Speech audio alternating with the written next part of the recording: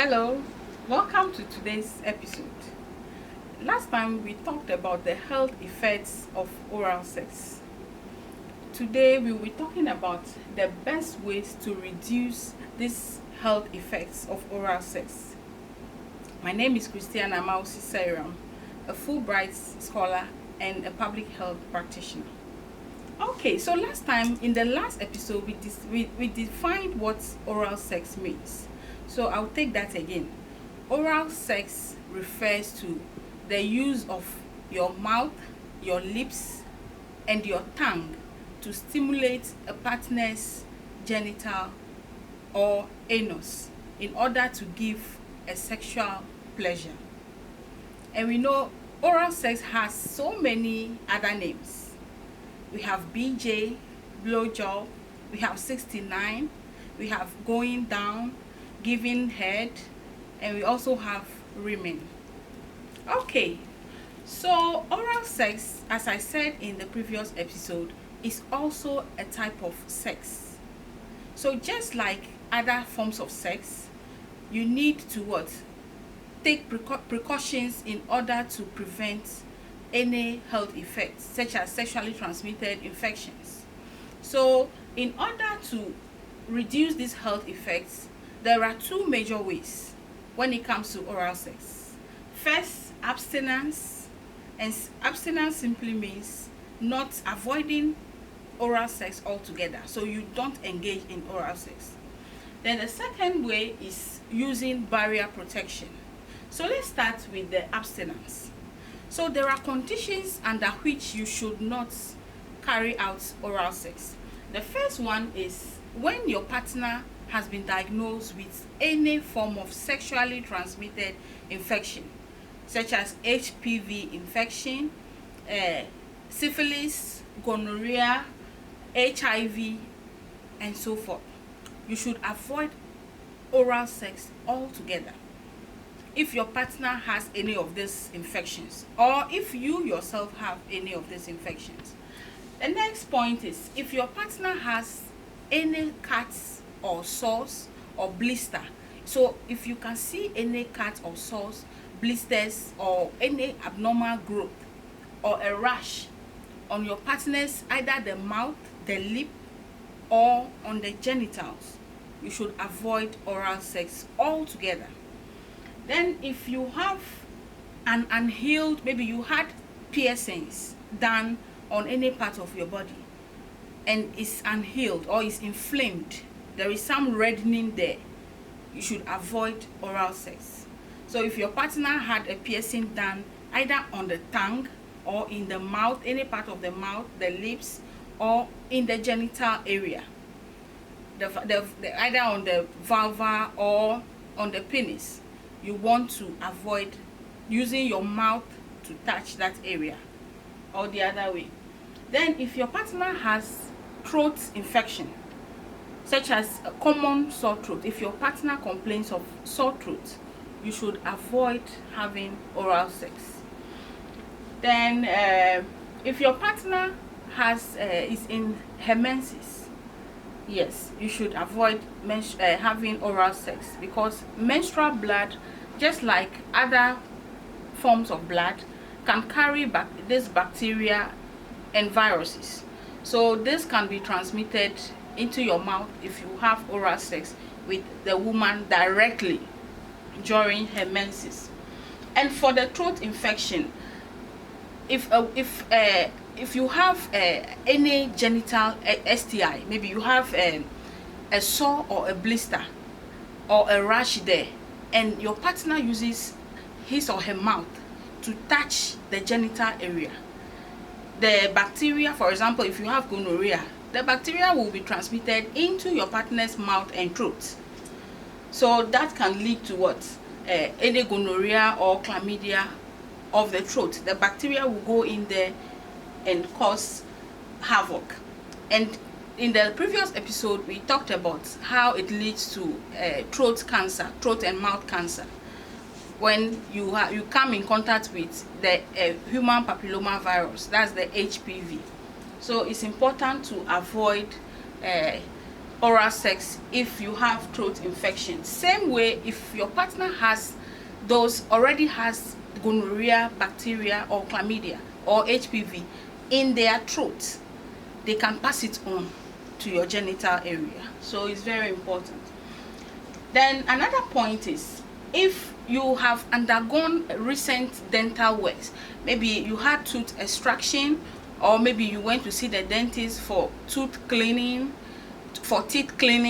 or anything, or your gum is damaged, there is an inflammation, there is some reddening, there is pain on your gum or any part of your mouth, you want to avoid doing oral sex altogether. All this will reduce your risk of becoming infected with a sexually transmitted infection. Then the second major way is by using barrier protection. And barrier protection, in this case, we are looking at either using a condom or a dental dam. Okay, so you use a condom if you are giving oral sex to a man. That is, if you are performing oral sex on the penis. So the man needs to use the condom. The male condom should be placed on the erect penis before you carry out the oral sex. Then if you are doing oral sex on a woman or on the anus, so if oral sex is being done on the vulva is referring to what you see when you spread the thighs of a woman. So all the structures you see there, the urethral opening, the clitoris is there, we have the labia minora, labia majora, and then we have the vagina opening. All that area you see with your eyes is called the vulva. So you want to, if you are performing oral sex on the vulva or on the anus, that is when you use a dental dam. And this is how a pre-packaged dental dam looks like. It's commonly used by the dentist, or is used in the dental clinic during any procedure they are doing in the mouth.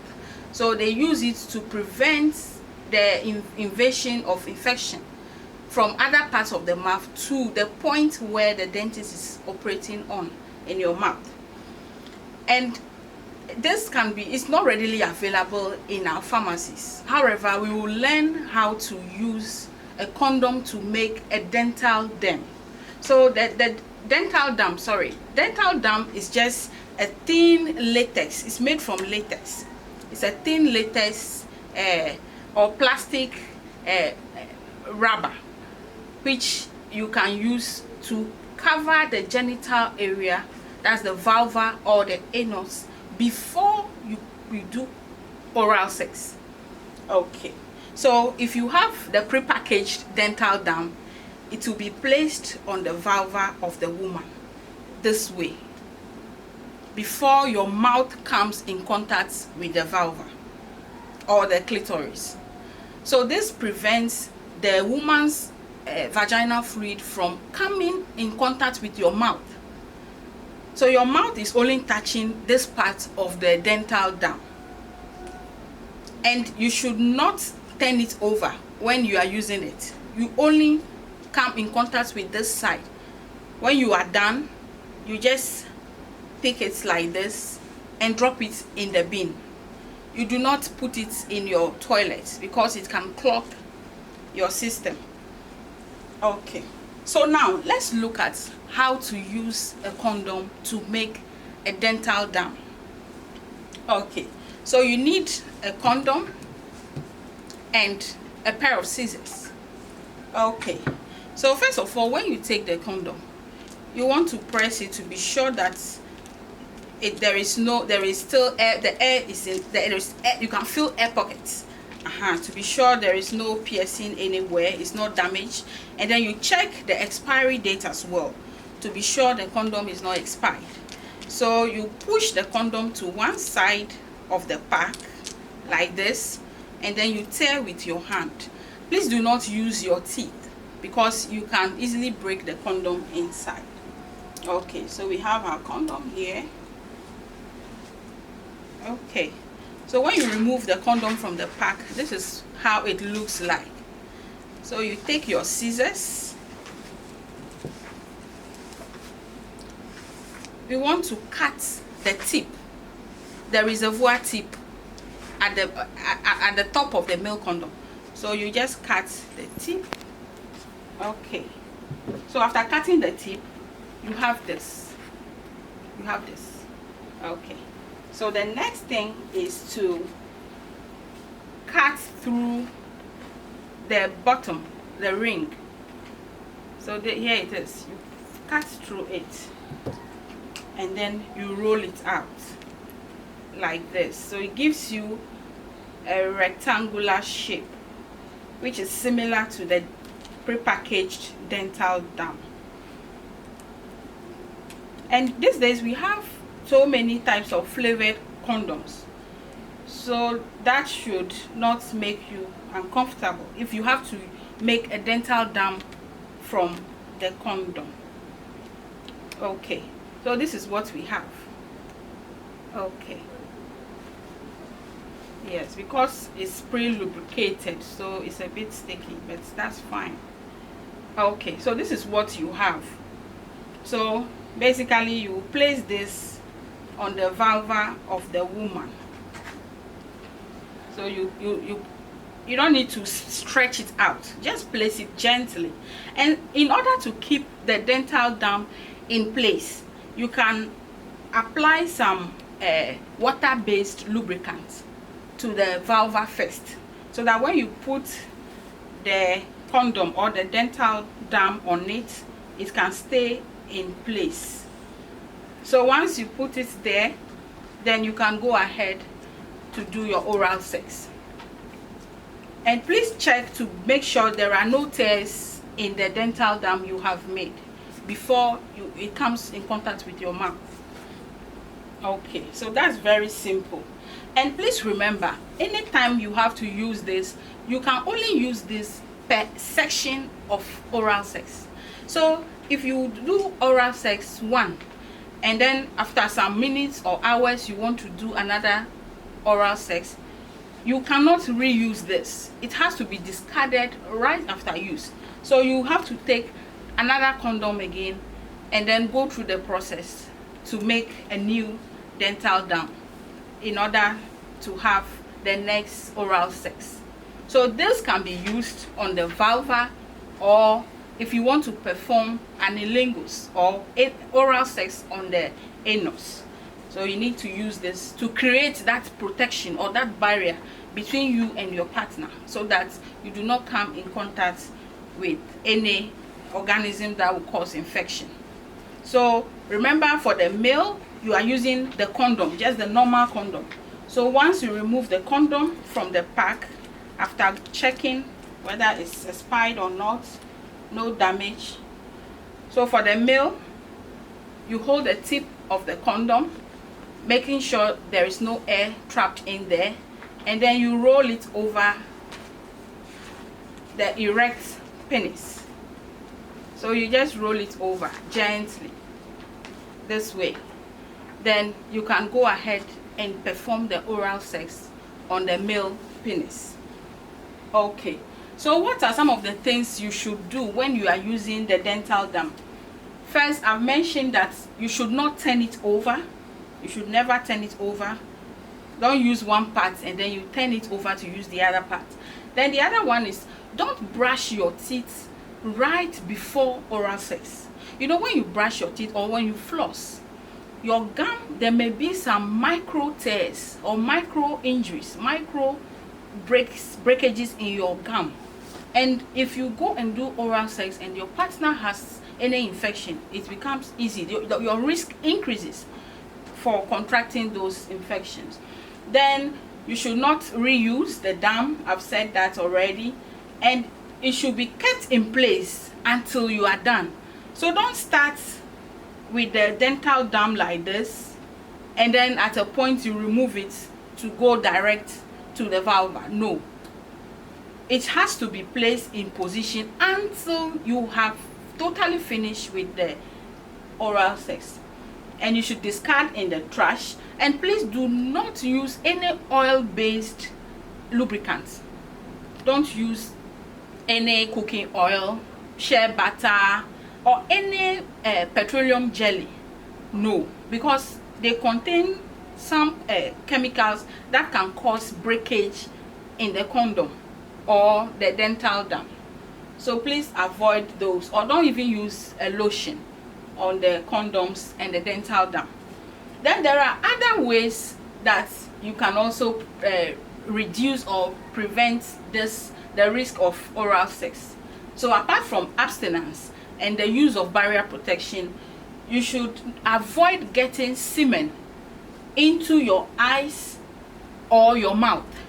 So please, during oral sex, do not allow your partner to pour semen in your mouth or into your eyes. And the men to do not ensure you do not come in contact, your eyes and your mouth do not come in contact with the vaginal fluid of your partner. The risk is still there if you come in contact with those.